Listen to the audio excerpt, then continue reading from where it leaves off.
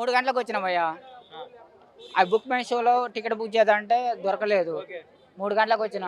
మీలాంటి వాళ్ళన్న ప్లీజ్ అన్న అంత రిక్వెస్ట్ చేస్తే నువ్వు నాకు తెలుసు తమ్ముడు, నువ్వంటే నాకు చాలా ఇష్టము, నా టికెట్ నువ్వు తీసుకొని పో, నేను తర్వాత పోతావు అని చెప్పేసి నాకు ఇచ్చాడు. లోపల పోయినా.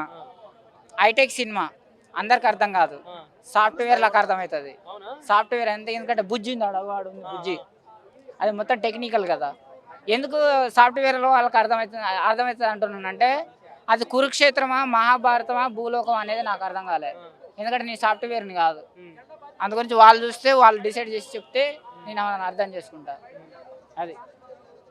కానీ ఇందులో అమితాబ్ బచ్చన్ గారు ఉన్నారు. అమితాబ్ బచ్చన్ లేకపోతే ఈ సినిమా లేదు.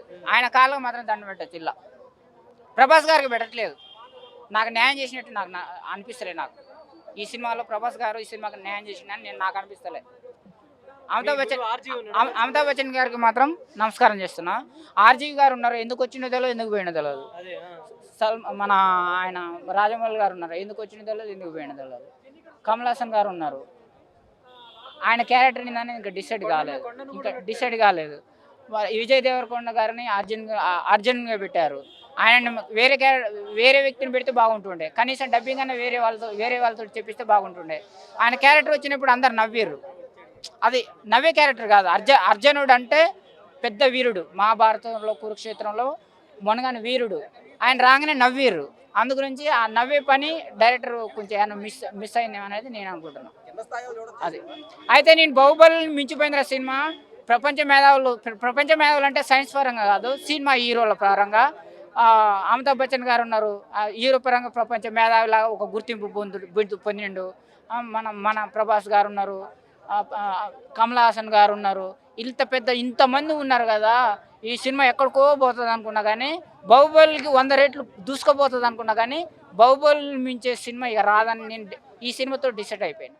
అందరూ వచ్చి థియేటర్కి వచ్చి సినిమా చూస్తే పార్ట్ 2 వస్తుంది. లేదు థియేటర్ రాకుండా పైరసీ ఎంకరేజ్ చేస్తే పార్ట్ 2 రాదు. ఇంకోటి బ్రో, ఒక పర్టికులర్ పాత్ర కోసం ఒక స్టార్ని దింపారంటే అది ఖచ్చితంగా దాని ప్రాముఖ్యత ఉంటుంది.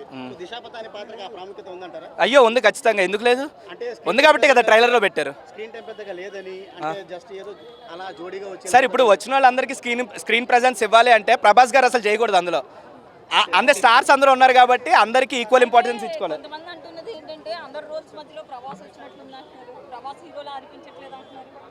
మాకు సినిమా చూసిన వాళ్ళకి అయితే అలాగేం అనిపించలేదండి. ప్రతి క్యారెక్టర్కి ఇంపార్టెన్స్ ఉంది. 2 మినిట్స్ వచ్చి వెళ్ళిపోయిన క్యారెక్టర్లకు కూడాను వాటి ప్రాముఖ్యత వాటికి ఉంది. అంటే పెట్టిన ప్రతి క్యారెక్టర్కి ఇంపార్టెన్స్ ఉంది.